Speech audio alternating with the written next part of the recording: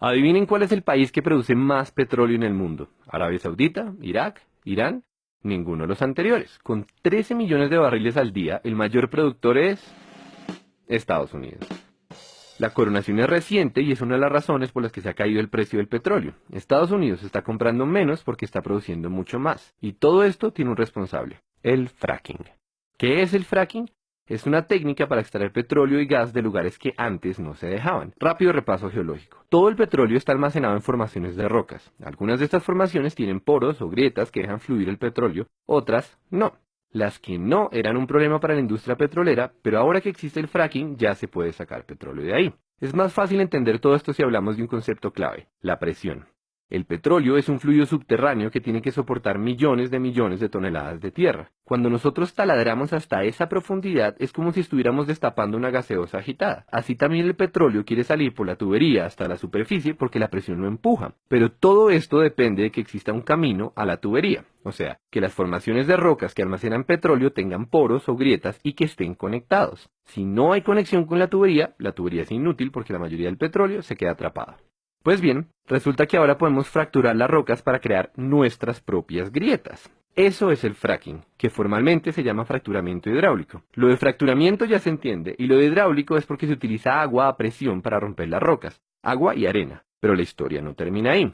Para llegar a donde está el petróleo hay que perforar más o menos 2 kilómetros para abajo y otros 3 kilómetros de lado. Eso quiere decir que la tubería es demasiado larga y hay un montón de fricción, o sea que el agua que se inyecta pierde potencia a medida que avanza. La solución técnica de este problema es mezclar el agua y la arena con químicos que lubrican la tubería y así se combate la fricción que le quita poder al chorro. Pero ese cóctel es una para el medio ambiente y por eso el fracking es tan polémico.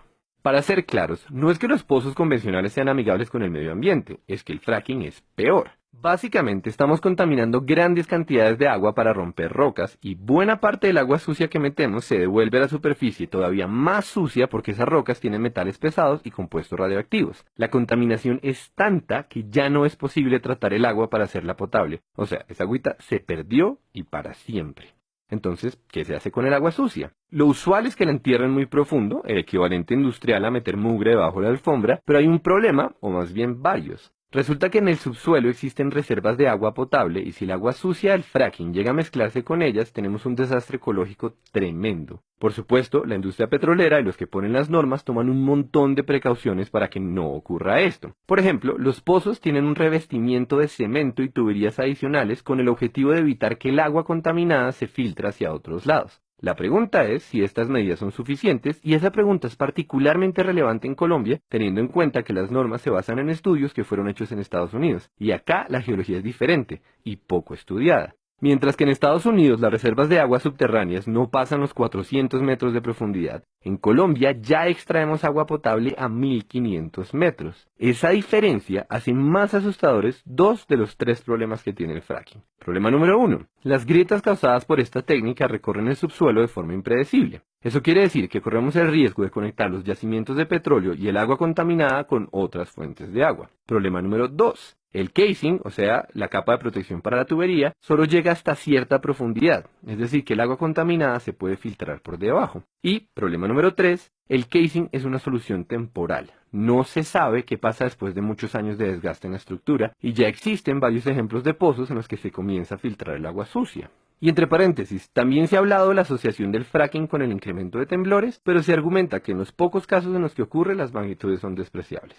Ahora bien, dicho todo eso, es importante saber que hay más de 1 millón de pozos de fracking en el mundo, y ese dato es muy diciente. Nos dice que las consecuencias negativas del fracking teóricamente se pueden controlar, por lo menos a corto plazo, y también nos habla del rol protagónico del petróleo en la economía. Es que son 1 millón de pozos aumentando las reservas mundiales, y la cifra va creciendo, lo que nos trae de vuelta a Colombia. Colombia, que está por encima del 85% de los productores de petróleo del mundo. Colombia, cuya economía depende en buena parte de esta industria, pero también Colombia, la que solo ha explorado 9 zonas en lo que va de este año, porque cayó el precio del petróleo y por tanto cayeron las inversiones. Para bien o para mal, esta es una industria a la que pertenecemos y tenemos que tomar decisiones. Es claramente un problema de costo-beneficio. ¿Vale la pena asumir el riesgo de que se debilite el sector petrolero? O, dicho al revés, ¿será que vale la pena asumir los riesgos del fracking? La respuesta no es fácil y no queremos decir que la tenemos, pero conviene aclarar una última cosa. Como el fracking es mucho más costoso y como el precio del barril está tan bajito y como la industria petrolera en Colombia está alicaída, se está hablando de incentivos tributarios para el fracking. O sea, el país recibiría menos plata usando esta técnica que usando la tradicional. Entonces, de nuevo, ¿vale la pena?